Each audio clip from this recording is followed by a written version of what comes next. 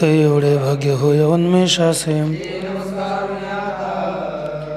श्री भगवान पांडुरंग परमात्मा श्री ज्ञानोबराय जगद्गुरु तुकाराम महाराज, शांतीब्रह्म एकनाथ महाराज, आदिगुरु श्री शंकराचार्य इत्यादी सर्व संतांच्या अलौकिक अहेतुकी अकारण करुणा अशा कृपेने ग्रंथराज ज्ञानेश्वरीचा विचार करत असताना ग्रंथराज ज्ञानेश्वरीमधील 11व्या अध्यायाच्या 8व्या श्लोकाचा आपला विचार चालू होता. यामध्ये आपण किती ओव्या पाहिल्या? ठीक. यामध्ये आपण न तो माम शक्यसे द्रष्टो मनेनैव स्वचक्षुषा या पदांचं व्याख्यान पाहिलं. आता पुढे, कारण की इथे परिदेखसीच ना तू हे सांगितल्यानंतर अर्जुनाचा आशय, भगवान परमात्म्यापुढे अर्जुन बोलले, तुम्ही कोणापुढे अयोग्य माणसाला आपण हे स्वरूप दाखवत आहात, त्याच्याकरता अनेक दृष्टांत देऊन अर्जुन बोलला. आणि पुढे आणखी बोलतात पहा, परी हे तुमचे उने न बोलावे मीची साहे तेची बर. अच्छा, परी हे तुमचे उने न बोलावे मीची साहे तेची बरवे हेताथे म्हणितले देवे मानो बापा.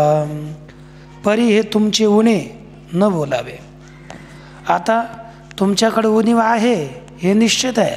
कशा कशा प्रकारच्या दृष्टांतानं अर्जुनानं भगवंताला संबोधित केलं. तुमच्यात उणीव आहे हे निश्चित, परंतु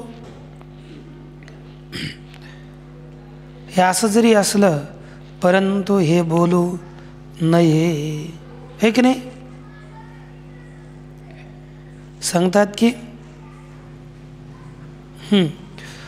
परी हे तुमचे उणे न बोलावे मीची साहे तेची बरे, परंतु तुमची उणव हे मीच शांत राहून सहन करावे हेच चांगलं आहे.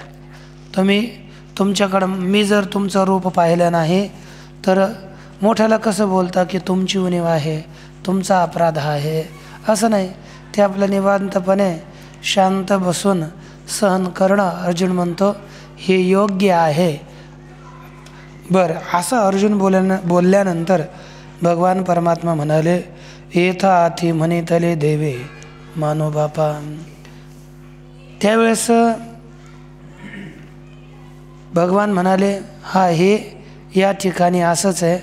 अरे अर्जुना, बाबा रे, आम्ही मानतो की बाबा अर्जुना तुझं बोलणं मला मान्य आहे, योग्य आहे, चांगलं आहे, तू जे बोलला ते तसंच आहे. बरं, मग भगवान परमात्मा बोलतात, मी तुला योग्यता देतो. एत साच विश्वरूप जरी आम्ही दावावे तरी आधी देखावया सामर्थ्य की द्यावे. परी बोलत प्रेम भावे धसाळ गेलो. साच जरी आम्ही विश्वरूप दावावे, साच म्हणजे खरोखरच जर आम्ही तुला विश्वरूप दाखवावं तर आधी देखावया सामर्थ्य की द्यावे. आधी म्हणजे अगोदरच, देखावया अर्थात पाहण्याकरिता सामर्थ्य की द्यावे, सामर्थ्यही दिलं पाहिजे. परंतु प्रेमभावे धसाळ बोलत गेलो. केवळ प्रेमाच्या भावनेने बोलता बोलता किंवा बोलत बोलत धसाळ गेलो आणि बोलता बोलता विसरून गेलो. याने काय अर्थ लिहिला? धसाळ म्हणजे विसरून, बोलता बोलता विसरून गेलो. म्हणून मी तुला, माझं चुकलं अर्जुना, तू बोलतो ते ठीक आहे, मी तुला योग्यता द्यायला हवी होती, परंतु प्रेमात बोलल्यानंतर मला लक्षात नाही राहिलं की मी अर्जुनाला हे रूप पहा म्हणतो, मग त्यात अर्जुन रूप पाहतो की नाही. जसं काय झाले न वाहता, काय झाले न वाहता भुई पेरीजे, तरी तो वेलो विलया जाईजे, तरी आता माझे निज रूप देखिजे, ते दृष्टी देवो तुझ. काय झाले न वाहता भुई पेरीजे, न नांगरता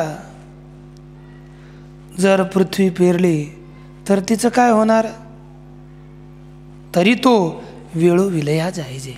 तर तो न नांगरताच पृथ्वीची मशागत न करता, भूमीची मशागत न करता जर पेरलं तर तो वेळ व्यर्थ दवड नाही, तो वेळ आपला व्यर्थ घाल नाही. म्हणून तरी आता याकरिता, तरी आता माझे निज रूप, माझे निज म्हणजे स्वतःचे, माझे स्वतःचे रूप दाखावे, पहावं, ते दृष्टी तुझ देव. अशा प्रकारची दृष्टी मी तुला देत आहे.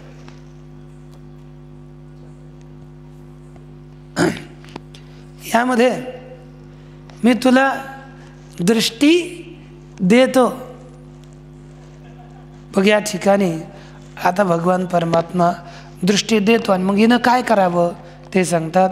मग तिया दृष्टी पांडवा, आमुचा ऐश्वर्य योग वाघवा, देखो निया अनुभवा माझी वडा खरे. पांडवा, मग तिया दृष्टी, मग त्या दिव्य दृष्टीने हा आमचा ऐश्वर्य योग पाहून, अनुभवा माझी वडा करी, तू तुझ्या अनुभवात आण. पहा आणि त्याचा अनुभव कर. संजय उवाच, वाच राहिलं.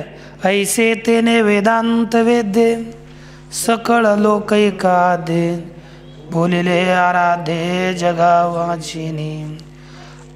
ऐसे तेने वेदांत वेद्ये, सकळ लौकिक आद्ये, जगाचे आराध्ये बोलिले.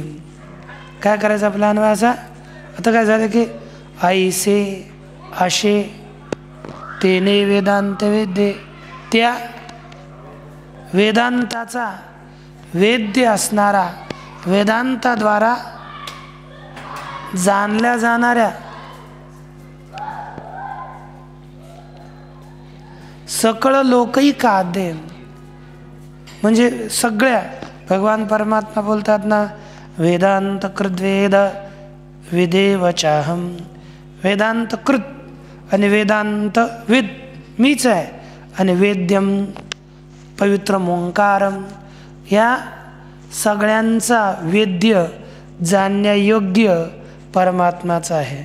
म्हणून वेदांताद्वारा, म्हणून सांगितले जातं आपण तम त्वौपनिषदम पुरुषम पृच्छामी, की औपनिषद पुरुष, उपनिषदाद्वारे सांगितला जाणारा पुरुष तो परमात्मा आहे, तो वेदांताद्वारे जाणण्यायोग्य आहे. म्हणून वेद प्रतिपाद्य, सकळ लोकैकाद्ये, आणि सगळ्या लोकांचं जे आदिकारण. ओम नमो जी आद्या म्हणजे जयापासून हे जयापासून सकळ महिमंडळ हे झाले, तो हा पंढरीचा राणा नाही अनुमाना श्रुतीसी. ऐक नाही, ज्याच्यापासून सगळ्या लोका, श्रुती म्हटलं तर यतो आयमाने भूताने जयंते. ऐक नाही, जन्माद्यस्य यतोन्वयादितरतश् चार्थेष्वभिज्ञ स्वराट, तेने ब्रह्महृदायादिकवये मुह्यन्ति यत्सूरयः. तेजो वारि मृदां यथा विनिमयो यत्र त्रिसर्गो मृषां, धाम्ना स्वेन सदा निरस्तकुहकं सत्यं परं धीमहि. या भागवताच्या श्लोकात आरंभी किंवा तसंच सूत्र पाहिलं तर जन्माद्यस्य यतः, या ज्याच्यापासून संपूर्ण जगाची उत्पत्ती होते, तो सकळ लोकांचा आदी कारण. मग परमात्मा कोणतं कारण आहे? आदी कारण. तसं आपल्याला समय जातो, एक एक शब्दात पण घालायचं नाही, आपल्याला पुढे जायचं आहे तसं. कारण की आदी कारण. मग भगवान परमात्मा कोणत्या प्रकारचं आदी कारण, किती प्रकारचं कारण राहतं? निमित्त कारण आहे की उपादान कारण आहे की अभिननिमित्त उपादान कारण आहे? असा आपल्याला आपल्या पुढे विचार उपस्थित होतो. या ठिकाणी सांगतात की जगाचे नि आराध्ये बोलिले. काय बोलले भगवान परमात्मा ते आता श्री संजयजी वर्णन करतात. संजय उवाच एवमुक्त्वा ततो राजन् महायोगेश्वरो हरिः दर्शयामास पार्थाय परमं रूपमहेश्वरम्. अन्वय. पहिलं संजय उवाच. संजय म्हणाले, एवं महायोगेश्वरः हरिः एवं उक्त्वा. हे राजन, महायोगेश्वर हरि एवं उक्त्वा ततः पार्थाय परमं ऐश्वरं रूपं दर्शयामास. संजय म्हणाले, हे राजन, हे धृतराष्ट्र, महायोगेश्वर हरिः एवं उक्त्वा, महायोगाचे ईश्वर भगवान हरि एवं है ना, याप्रमाणे बोलून त्यानंतर पार्थाय ऐश्वर परमं ऐश्वरं रूपं दर्शयामास. अर्जुनाला परम श्रेष्ठ ईश्वर संबंधी रूप दाखविले. मग आता दर्शयामास लिटलकार आहे, भगवंतानं हे रूप दाखवलं. मग कोणतं? आता संजय वर्णन करतात, ऐका. पै कौरव कुळ चक्रवर्ती वा मज हाची विस्मय पुढत पुढती. जे श्रिये होणे त्रिजगते सदैव असे कवने. पै संजय म्हणाला, अहो कौरव कुळ चक्रवर्ती, कौरव कुळातील सार्वभौम राजा कोण? हे धृतराष्ट्र. मज पुढत पडती हाची विस्मय. मला पुन्हा पुन्हा हेच आश्चर्य वाटतं की स्त्रिये जे म्हणजे की स्त्रिये होणे जगती सदैव असे कवने. की स्त्री म्हणजे लक्ष्मी, लक्ष्मीपेक्षा या त्रैलोक्यामध्ये सदैव दैववान कोण आहे? सगळ्यात दैववान कोण? जी भगवंताची अर्धांगिणी झाली, तिच्यापेक्षा आणखी कोण दैववान असावं? ज्या भगवंताच्या प्राप्तीकरता सगळं जगत प्रयास करतं, त्याची अर्धांगिणी लक्ष्मी माता आहे. मग तिच्यापेक्षा दैववान कोण आहे? दुसरे किती झाले तर तिचे इतके जवळ येतील का? कधीच नाही. मग हेच म्हणतात, सदैव तर तेवढीच वाटते ना, तरी पण ना तरी किंवा नाही एक आहे सदैव. नाही सदैव आहे, चुकलं असेल. ना तरी खुनेचे वानावया लागी, श्रुती वाचोनी दावा पाजगी. ना सेवक पण तरी अंगी शेषाच्या चियाती. ना तरी म्हणजे किंवा खुणेचे वानावया लागी. खुणेचे म्हणजे खुणेने किंवा स्वरूपाचे वर्णन करण्याकरिता. श्रुती वाचोनी जगी दावापा. वेदाशिवाय दुसऱ्या जगात कोण आहे सांगा बरं? म्हणजे भगवान परमात्म्याचं निरूपण करण्याकरिता जगात श्रुतीशिवाय दुसरं कोण आहे? भगवंताची खूण दाखविण्याकरता कोण आहे? केवळ वेदच आहे. किंवा ना म्हणजे किंवा सेवकपण तरियांगी शेषाच्याची आथी, किंवा सेवकपणा आहे तर सेवकपणा ज्याच्या अंगात आहे तो कोण? शेष. केवळ शेषाच्याच म्हणजे कोण? शेषनाग. त्यांच्याच ठिकाणी सेवकपणा आहे. कारण दिवस रात्र भगवान त्याच्यावर पहुडलेले असतात, झोपलेले असतात. मग सेवकपणा सगळ्यात जास्त कोणाच्या ठिकाणी आहे? शेष. पण तरी पण सांगतात, हा हो जयाचे निसोसे शिनत आठये पहार योगी जैसे अनुसरले गरुडायसे कवन आहे. अहो अहो जयाचे निसोसे. जयाचे निसोसे म्हणजे ज्याच्या इच्छेने, ज्याच्या हव्यासाने, ज्याच्या प्राप्ती करता योगी आठही पहार क्षीणत असे. सगळे योगी 8 प्रहर काय करतात? प्रयास करतात. रात्रंदिवस भगवान परमात्म्याचं दर्शन व्हावं याच्याकरता तर सगळे आपण प्रयासरत आहोत. वाटतं की नाही? हा, प्रयास करत नाही ते आता नाही, बाद झाला, पाठ संपला, झोपा आता, ते आपलं भिन्न आहे. पण साधक ते 8ही पहार आपल्याला कोणत्या रीतीनं त्या भगवान परमात्म्याची प्राप्ती होईल याच्याच करता प्रयासरत असतात. हे की नाही? याच्याकरता ते प्रयासरत असतात. म्हणून पण त्यांनाही भगवान परमात्म्यानं आपलं रूप दाखवलं नाही. हे सगळेच हे पुढे पहा, आपल्याला जोडायचं.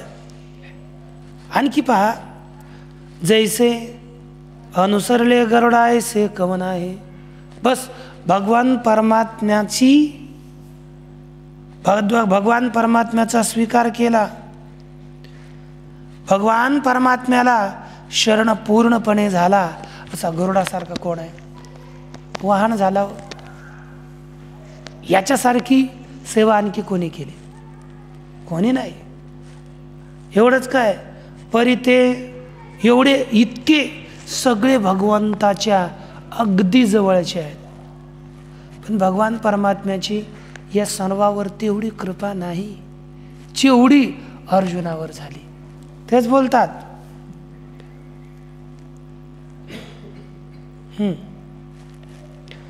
परी ते आघवेची एकीकडे ठेले, सापे कृष्ण सुखा एकंदरे झाले, जिये दिवसी होणे जन्मले पांडव हे.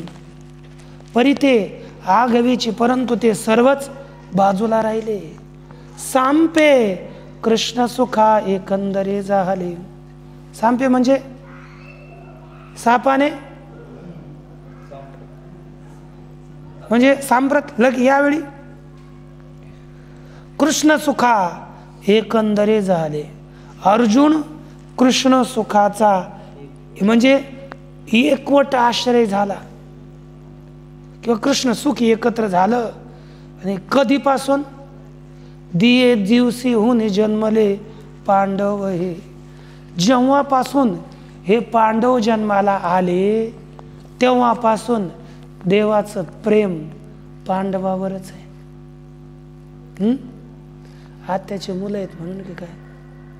हा, पण पांडवावर बायकोवर नाही, वाहनावर नाही, शय्यासनावर नाही, नित्यसेवकावर कोणावरच तेवढं प्रेम नाही. आपल्या मुलावर प्रेम नाही, पण आत्याच्या मुलावर प्रेम आहे यांचं. म्हणजे आत्याच आहे ना. म्हणजे पांडव जेव्हापासून जन्माला आले तेव्हापासून त्यांच्या मुलावर, पांडवावर भगवान परमात्म्याचं अफाट प्रेम आहे. त्यातली त्यात तसं नाही आहे, पूर्वजन्माचं नातं आहे, पूर्वजन्माचा संबंध आहे.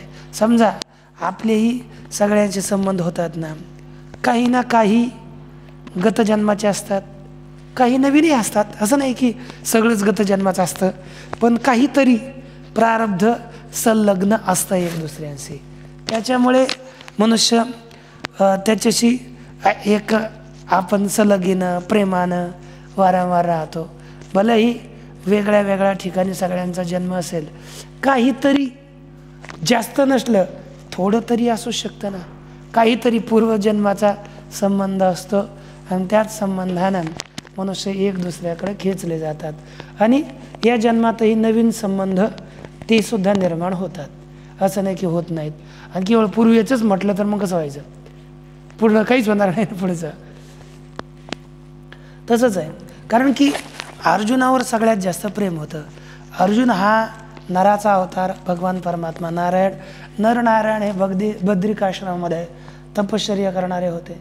एवढंच काय, अर्जुन आणि कर्ण यांच्याच विरोध काय, हे पूर्वजन्मामुळे, पूर्वजन्मापासूनच त्यांची विरोधाची स्थिती आहे. ते काय झालं की अर्जुन नर हा कोणाचा तरी मला ते पूर्ण कथा आठवे ना, मी तुम्हाला एक कथा पुन्हा दृष्टिगोचर करून पुन्हा सांगेल. फार सुंदर कथा आहे ती, की या कर्णाची एक वेगळीकडे कथा आहे आणि अर्जुनाची वेगळीकडे कथा आहे. त्याचं मग समन्वय लावून त्याने आपल्याला पाहिली पाहिजे यांच्यात विरोध काय.